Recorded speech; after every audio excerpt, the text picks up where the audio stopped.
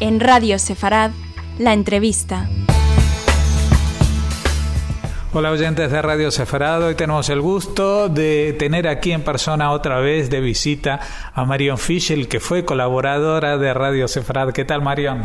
Pues estupendo y muchas gracias de tenerme aquí. Hace mucho tiempo que no hablo con los de Radio Sefarad y encantada de poder volver a hacerlo.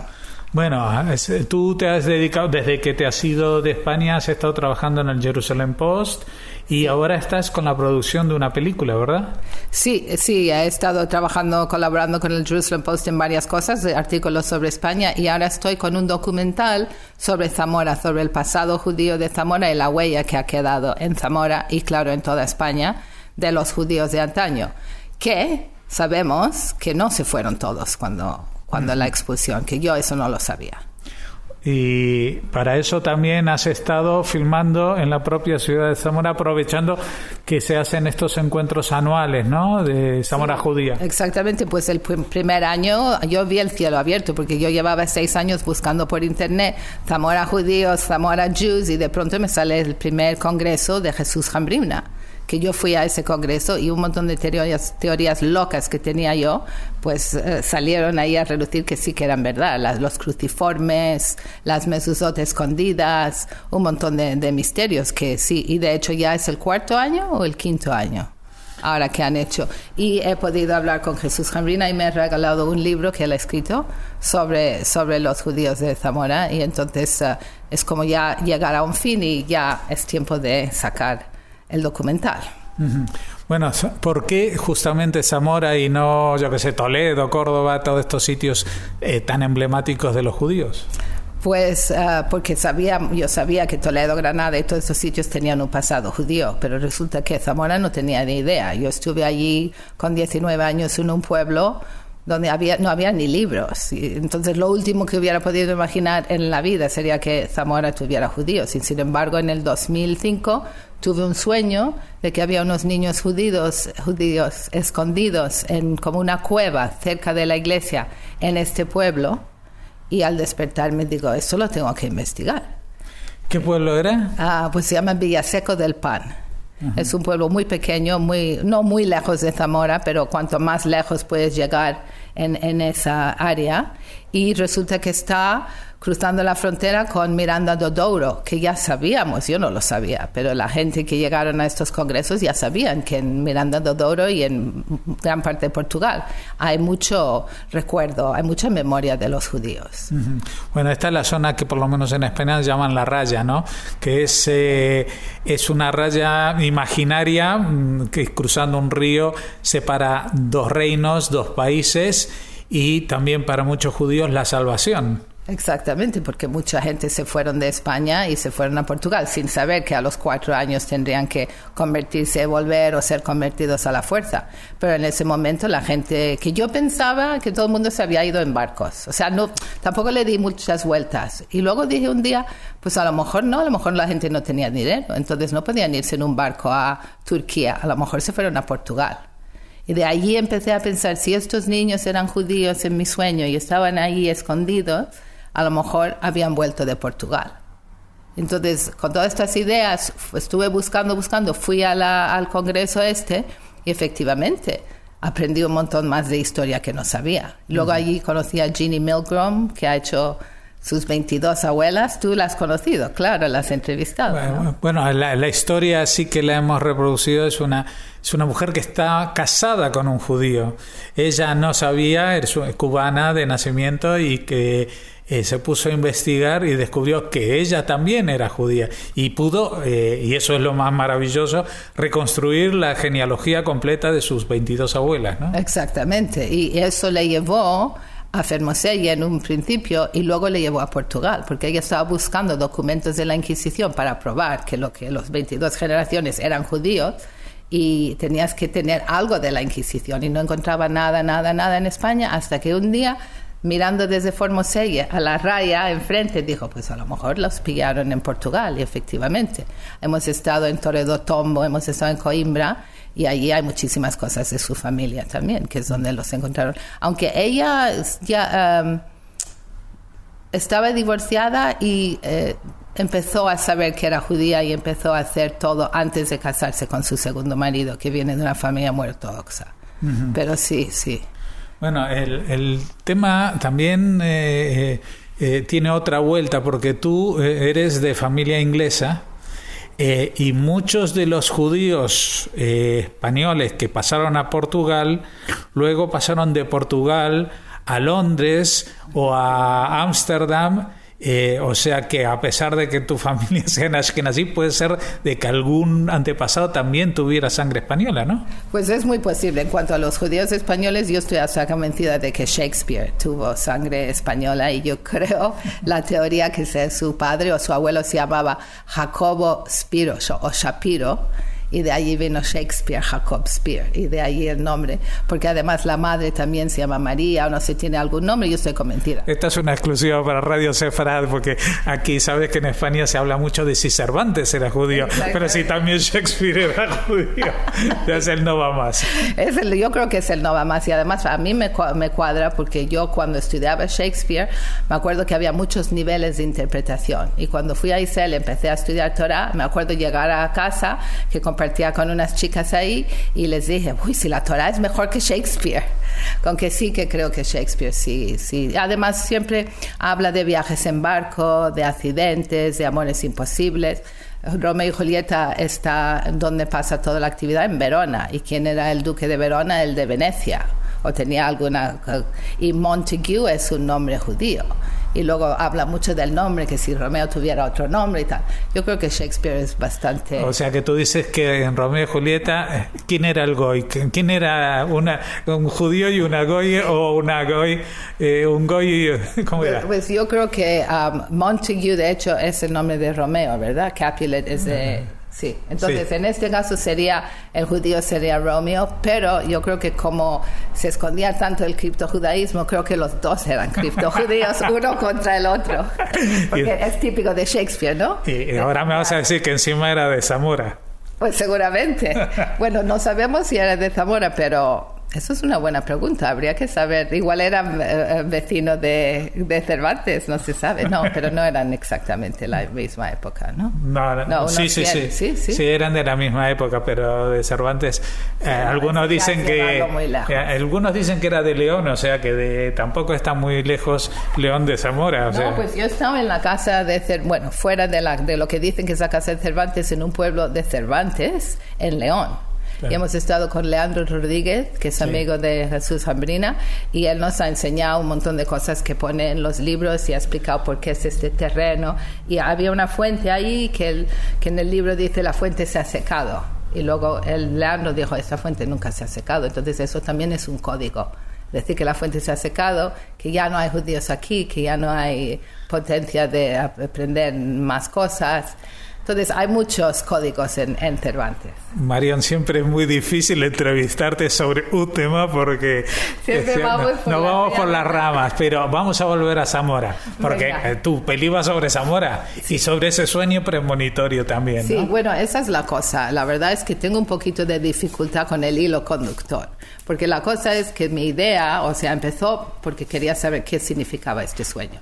Luego me he enterado de que hay cruciformes, que son cruces grabadas en las paredes, muchas veces donde la mezuzá había estado, o si no en otro lado, y que normalmente están sobre un triángulo, que significa la cruz sobre el monte de Sión, que los expertos no saben si decir que eso es unos católicos nuevos o unos clérigos que han puesto la cruz sobre el monte de Sión, como decir, aquí hemos ganado nosotros, o si son los criptojudíos mismos que han puesto el monte de Sión debajo de la cruz para decir, este es otro tipo de cruz.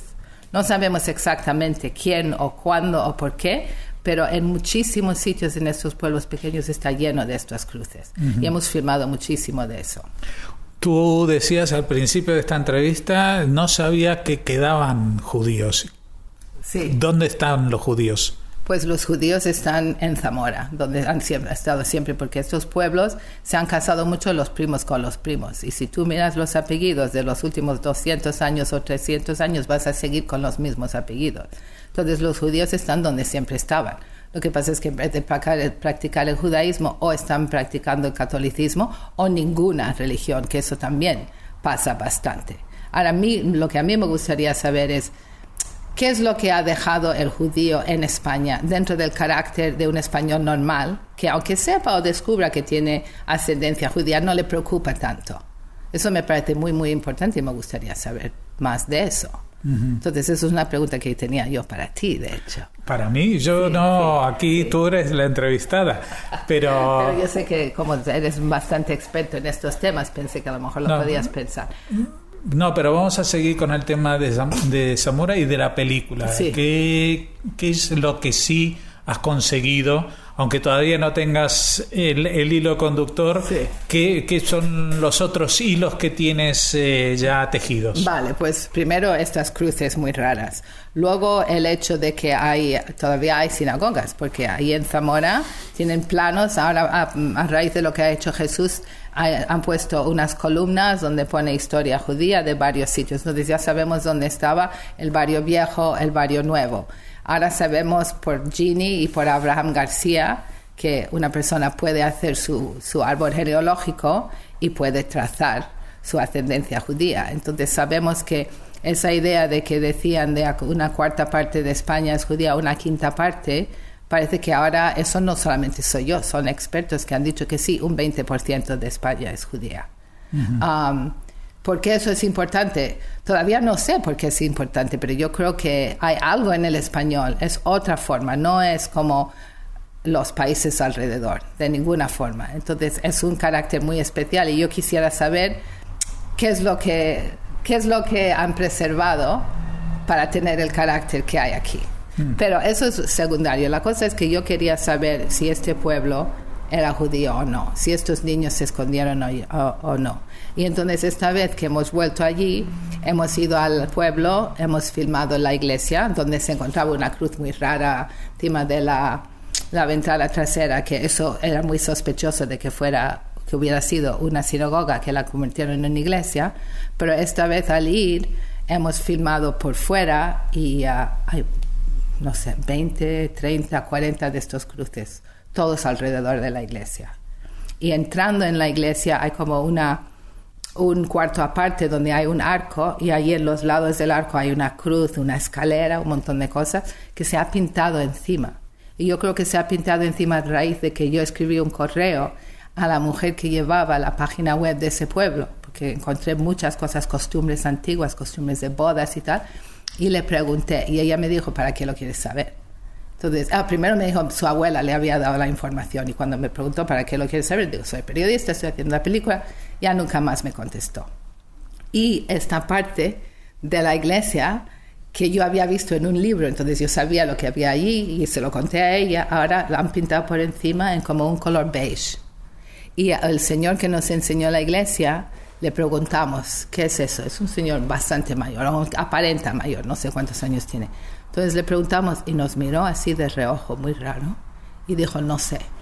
Pero yo no estoy imaginándome, porque la persona con quien yo fui allí también lo vio. O sea, hay un secreto, hay un misterio. Hay un misterio. Hay un misterio. Entonces, ¿yo qué quiero hacer? ¿Hacerles salir del armario a este pueblo? No les quiero hacer daño tampoco. De hecho, no sé si mismamente debo mencionar el nombre del pueblo o no. Pero lo que sí se sabe es que Zamora, en los últimos 100 años antes del exilio, que yo no tenía ni idea, fue el sitio más grande de aprendizaje de Torá, de todos los Rabbaim. Todos estaban ahí en Zamora. Y hay una lista que Jesús te lo dice así, un montón de famosos que todos estudiaron con Isaac Campantón, que era el rabino entonces, que le escribió Darkea Gemara, que es un libro que se han llevado al exilio y que en Turquía y en todos estos países donde han ido, los sefaradim se basan en el estudio de la Torah sobre ese libro. O sea, Zamora fue súper grande. No fue Toledo, pero en cuanto Toledo ya no pudo ser Toledo porque se tuvieron que subir los andaluces después de 1391, ese siglo Zamora se volvió una cosa increíble y no tenemos casi ni un rastro de eso. Porque estaba un poco en las afueras, ¿no? Porque estaba ya, porque aprovechaban que Zamora estaba ya casi en Portugal y ahí podían enseñar las cosas que en otras partes de España ya no se podía después de 1391. Exactamente, porque además, como fueron con la Reconquista, pues entonces estuvieron mandando a los judíos andaluces para arriba para repoblar ahí en el norte. Entonces se sabe que había una aljama muy muy grande en Zamora. Entonces todos esos pueblos pequeños que al día de hoy pensamos que son pueblos que hay gente allí, muchos de ellos ya están en listas con nombres de ser pueblos judíos, pero muchos todavía no están. Entonces la cosa es que, vale, para alguien como yo que sí tenía un poco de background, pero no sabía mucho, ha sido todo esto un descubrimiento increíble. Para alguien que sepa algo a lo mejor es menos interesante, pero yo creo que el hecho de que Zamora, que no se sabía, Granada, Sevilla, Córdoba, siempre Toledo, Zamora nunca se ha dicho. Yo creo que eso sí que es algo muy importante, pero yo creo que también es el momento de por qué los judíos se están despertando, porque eso es otro ángulo. Hay mucha gente, como Ginny, como Abraham, como una señora que conocí ahora también ahí, que se sienten judíos. ¿Y por qué ahora? A mí me parece como una novela policíaca de los espías, ¿no? Que te ponen los espías a dormir ahí y después de 20 años los despiertan. Entonces, ¿qué está pasando? Eso me gustaría saber. Bueno, a nosotros también nos gustaría saber qué otras sensaciones tienes, porque si todo esto viene de un sueño, una noche en un pueblo hace 20 años... No, el sueño lo tuve en el 2005. En el 2005, bueno, pero había estado en el pueblo hace mucho tiempo. La pregunta es, tú has estado viviendo en España unos años, ¿no? ¿Cuántos? Sí, bueno, casi 10, o sea, parte del tiempo en los últimos años, pero casi 10 años. Y tú antes me has hecho una pregunta que seguramente muchos también estarán esperando algún tipo de respuesta, porque aunque no sea científicamente demostrada, pero tú dices que los españoles son diferentes del resto de los europeos respecto a su forma de ser, o que tienen algo que los acerca a los judíos. Sí. Es un poquito difícil de explicarlo, no sé si lo puedo explicar. Lo que sí puedo decir es que cuando volví de vivir tantos años en Israel y me encontraba en el metro aquí en Madrid, había muchísimas caras judías, que luego me dices, sí, ¿eso qué quiere decir una cara judía? Quizás los estereotipos, ¿no? Pero yo veía gente que decía, bueno, wow, esa persona podía ser judía. Después, mirando los nombres, todo el mundo aquí conserva los dos nombres. Hay un montón de nombres que son iguales a todas las listas. Yo sé que todas las listas que sacan una y otra no son todas verdaderas. La lista para la nacionalidad de sefardíes. Por ejemplo, la lista para la nacionalidad sefardí, que dijeron esta es la lista, luego la cambiaron, pero todos los nombres de sitios, nombres de cosas, nombres de trabajos. Es que es un sinfín de nombres y yo veía que mucha gente tenía estos nombres irrepetidos y casi todos solían venir de Castilla y León, de la gente en general que he conocido. Y entonces eso también era muy interesante. Entonces, viendo la gente, viendo los nombres, que eso empezó aquí en Radio Sefarad, cuando tenéis todavía el programa Huellas. Y entonces yo veía que escribía mi nombre es Isaac Verdugo, tengo huellas. Y decían, sí, tienes alguna huella, puede ser, pero no decían nada más. Entonces yo digo, pero... y yo creo que de ahí, eso es lo que me empezó yo no lo había pensado, aunque habiendo vivido en Gibraltar muchos años, sí que sabía yo, por ejemplo, que Belmonte, había habido un pueblo de judíos escondidos en Belmonte que parece que no supieron cuando se acabó la Inquisición y seguían debajo de la tierra siendo criptojudíos. Eso lo había escuchado hablar, pero no sabía ni dónde era ni nada. Entonces, a lo mejor sabía algo más que una persona de la calle. Entonces, también supe que los Spanish and Portuguese, que se fueron de aquí a Amsterdam, a Inglaterra, también a Gibraltar, que es un tipo, hay los sefardíes, ashkenazí, luego hay los Spanish and Portuguese, que se creen que son lo tanto y lo cuanto, y de hecho lo son, porque muchos son descendientes de un tipo de nobleza, de eso entre nobleza y judíos que había aquí en España. Y muchos todavía tienen complejo de eso después de 500 años. Se les ve que tienen como un poco de realeza y tal. Entonces, no sé por dónde iba. Bueno, por dónde vas es por donde tú por donde tú vas desde que yo te conozco, porque vas enlazando una idea con otra y tienes muchas, se atropellan y estamos esperando ver cómo va a acabar esta película, porque tampoco es muy normal que uno empiece a hacer una película sin saber cuál es el hilo conductor. Sí, bueno, porque la idea era que yo cuando salió la conferencia y yo llevaba años con mis preguntas y nadie me podía contestar. Yo digo, ¿hay judíos en Zamora? No. Y entonces, cuando escuché que había esta conferencia, digo, necesito ir a la conferencia, estaba en Israel, no aquí, y necesito grabarla. O sea, no sé si solo va a ser las ponencias que grabe, no sé de allí qué va a salir, pero esto lo tengo que grabar, esto es un momento histórico para mí, para el mundo entero, y de allí van a salir muchas cosas interesantes. Y he estado siguiendo todo en estos 4 años. A Jesús le han dado la medalla de los 4 sinagogas por su trabajo. Este año han dado también esa medalla que es de Jerusalén a Zamora, porque han dicho que Zamora también... El libro de Jesús sale con un montón de bibliografías. Entonces, él ha estudiado todas esas bibliografías, pero esos son gente que se han preocupado en estos años también de indagar un poquito en Zamora. Entonces, ahora un mikveh, que cuando fui la primera vez se hablaba, a lo mejor está abierto, puedes visitarlo. La cosa es qué hacer, llevar el pueblo como lo más importante o Zamora lo más importante y cómo atarlos, esa es mi cosa. Entonces, un poquito quería utilizar nuestra entrevista para ayudarme a contar cosas y que tú me ayudes con tus preguntas. Bueno, eso lo haremos en todo caso después de la entrevista. Yo lo que te agradezco es que hayas compartido con nosotros todas ideas atropelladas a borbotones que siempre traes. Muchas gracias, Marion Fischel, y mucha suerte. Espero que dentro de poco acabes esta película y podamos verla. Vale, muchísimas gracias y gracias a los oyentes de Radio Sefarad.